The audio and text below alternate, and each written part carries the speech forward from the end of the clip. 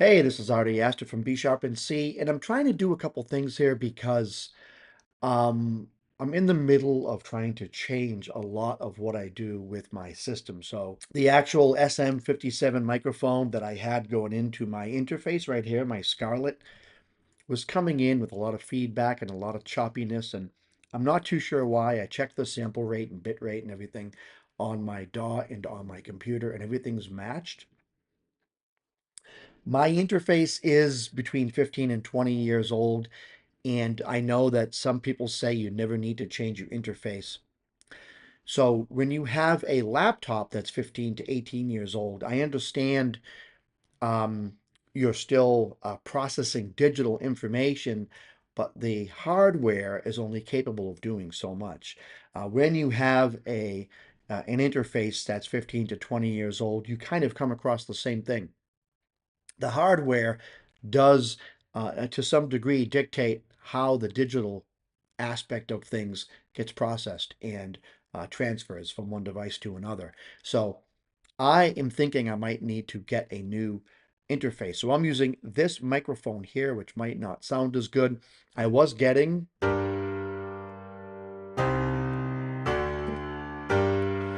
I was getting a lot of crackling with my piano, which goes through my DAW, or my MIDI interface, or my MIDI controller that goes into my DAW.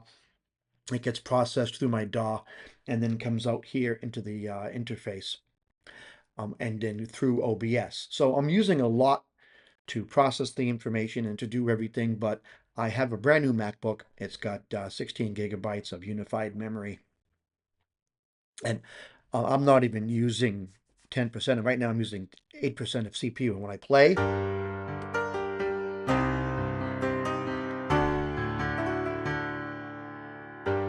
it goes from 8 point, I mean, it goes from 7.9% up to 8.7% when I play, right? So I'm not overtaxing the processing of my MacBook. So it's obviously the other components that was giving me the crackling.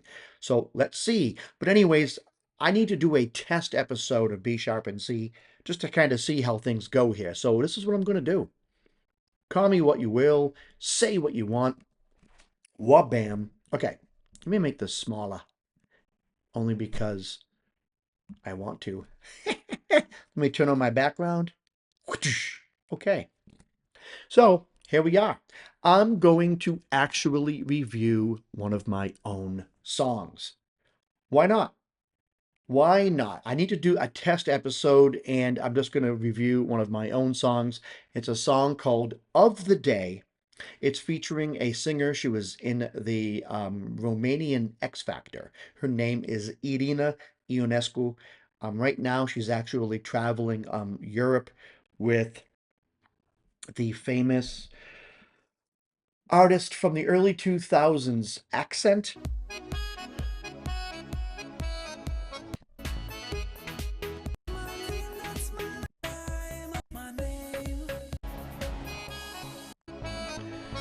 I don't want to play too much of the song because I don't want to get a copyright hit.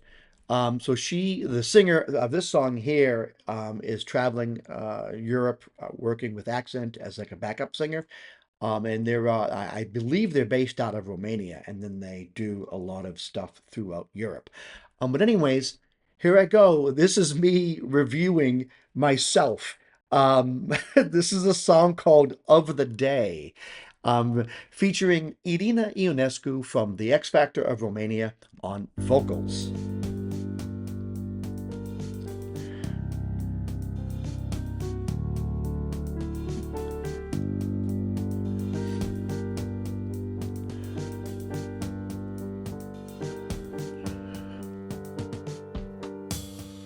20 years. It's been 20 years since I. Also, 20 years. I do a G minor add 9, Opened the door. or sus2, or G minor 9, But really, it's like a G minor sus2. Oh no, I don't sus the 2 because the 3's still in there. So I would say G minor 9. So get So before I even continue with the song, there's a lot of things that I don't like about this production. Now, I released this 5 years ago, right? It's got 5,800 views. Um, what I don't like is that when the song starts, the percussion right away bothers me. I wish I just was better at percussion at the time.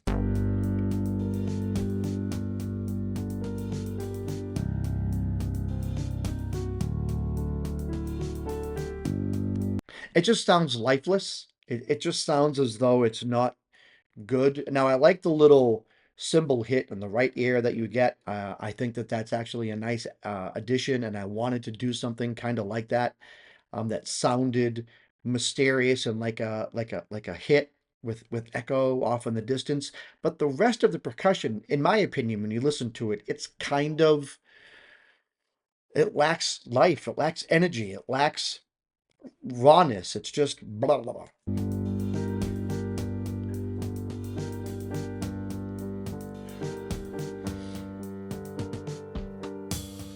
20 years. It's been 20 years since I opened the door to get in.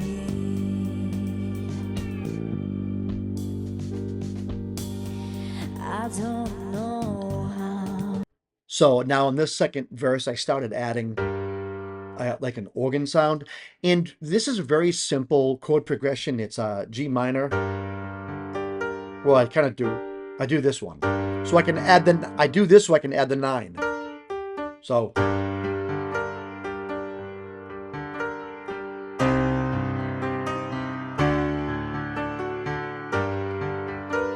ah, my fingers stick. But anyways, it's a weird angle for me to be playing piano. But I also have a neurological issue with my right hand, so my piano playing is not what it used to be.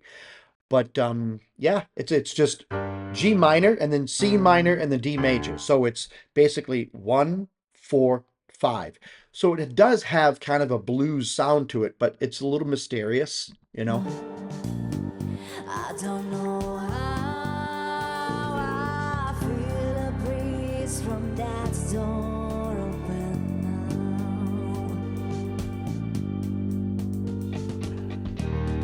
Oh, I've been excited since I don't know when to see a world where our dreams come ripping through the sea of the day, of the day, of the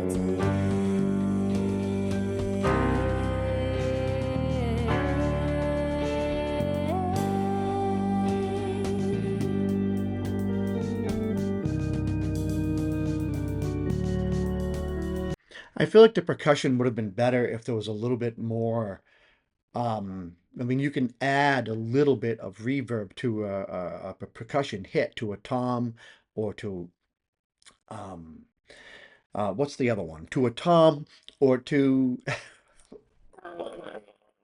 I hate the fact that I forget the stuff because I actually want to do less editing. But I just don't have the brain that I used to have. Um, th- I can't. Why cannot I think of this? Okay. Anyways, when you add a little bit of reverb, and even if you want to run it through a little bit of distortion with a tom hit or a kick drum hit, or any type of hit that has skin. Maybe not as much as the metal hits, but I've noticed when I do it with a drum that has skin. So toms, the kick drum, you end up with a sound that is a little bit thicker and heavier, and it has a little bit more depth. And usually, those in a snare is the word I couldn't think of. You got to be careful with the snare because it has a little bit more of a ringing to it. But still, when you add a little bit of reverb and a little bit of distortion to those skin hits on a drum set, it really adds a little bit of depth. And I didn't do that here. So this sounds a little bit thin and tinny. and I'm not a fan of it. And I'm not a fan of the organ sound either.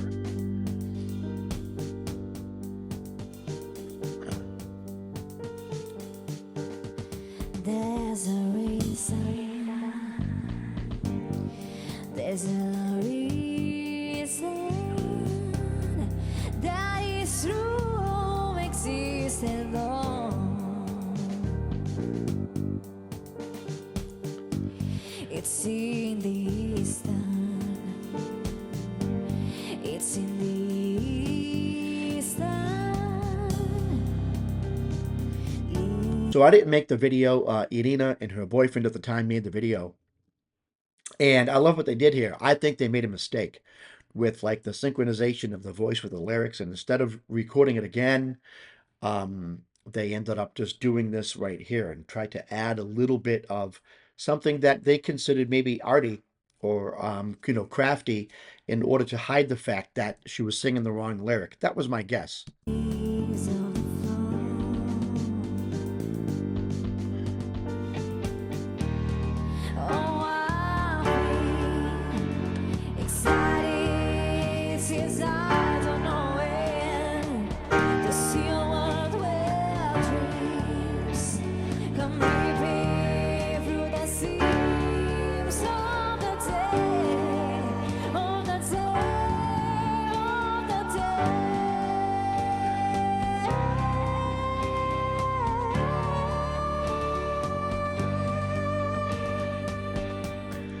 I would have liked it if she would have gone up another note right there and hit that high G. But that can be a hard note to hit, and I think she played it safe right there. Now, I didn't ask her when I sent the vocal track to someone for them to sing. I send them a very rough version of me singing it. When they embellish and they do things like here, she did this on her own, so I appreciated a lot of what they did. And the vocal track and the video was all made by Irina and her team.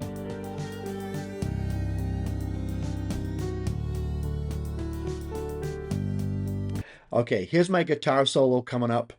Um, yeah, I liked the note choice of the guitar solo. Looking back 6 years ago, however long ago this was, I'm not a fan of the tone that I had.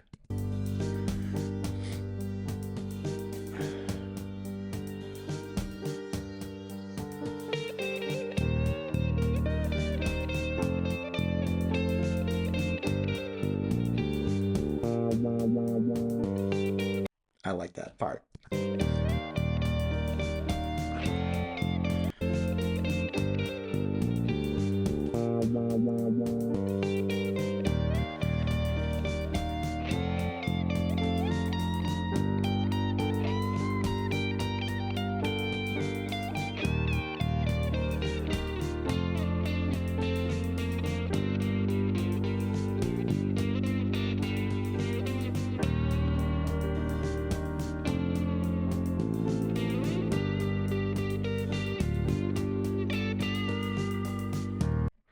So I actually like the note choice that I played. I enjoyed the speed at which I played. I'm not a fast guitar player, so I didn't think that it was important for me to wow anybody with speed because I don't have it.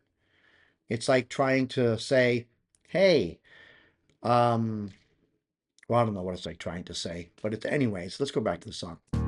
Oh, I feel excited. You see how she says "feel" right there? Oh, I feel. It should have been "Oh, I've been," but she changed the lyric. And in fact, in this song here, she changed the lyric a couple of times, and I decided to leave it in. I know English is not her first language, and she was doing this for me at a reasonable price. And I know that she worked hard at this, and they did the video as an add-on, as a free add-on. It's kind of like, well, if you pay us X amount of dollars to do the vocals, we'll do a free video for you. So I did contact her about it, and I said, you got a couple of the lyrics wrong. And she was like, did I? And but then I realized it still fit, so it's like, why fight over something that it doesn't matter. And I just let it go, and she was cool about it too, so. This is I don't know when to see what our dreams come reaping through the seas of the day, of the day, of the day.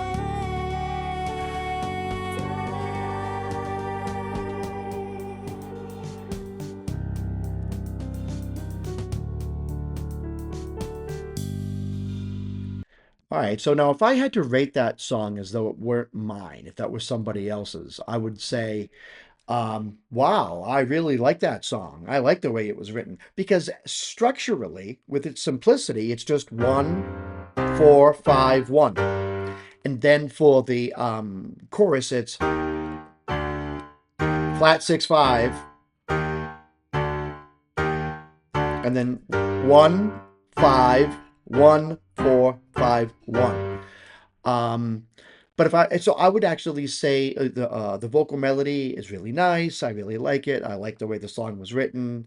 I like the arrangement. Um, the guitar solo had nice had a nice melody to it. But the drums were just dry, kind of detracted a little bit from the song. Um, there were other aspects of the song. The guitar tone was a little off. So I would look at this and I would go down in my mark because of that. And I would probably say that this would be somewhere in like the low sevens, high sixes, low sevens, if I had to give this a rating on my own, simply because of the fact that it had a lot of engineering things back then and when you're producing a song and engineering a song, you especially when you write the song yourself and you do a lot of the performing yourself, after you've been working on a song for 5 months or 3 months or 2 months or however long, you get to a point where it's like, I'm just going to release it. And then when you release it, it very often happens where you look back and say, gosh, I should not have released the song at that time, but yeah, I mean, that's it. I don't know if I actually have that song online, me performing it. Hold on a second. Let me see if I actually have that song of the day. Artie Astor of the Day live. Ah, really? Oh, that's not every day. Gosh, I don't think I have that song. Let me just do Artie Astor of the Day. Night from Day. I don't think I actually have a version of me performing that song live. Okay, so this is the song of the day, and you're going to learn really fast why I use auto tune on my own voice when I need to release a song because I am not a singer, I'm a songwriter. Does that sound okay? Is it loud? Enough? Real simple chord progression.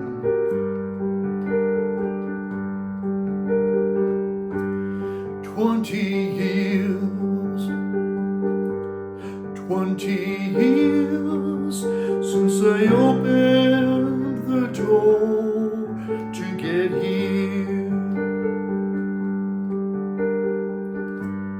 Well, I don't know how, I don't know how, I can feel a breeze from that door open now. Oh, I've been excited since I don't know when to see a world where dreams come ripping through the seams of the day, of the day, of the day.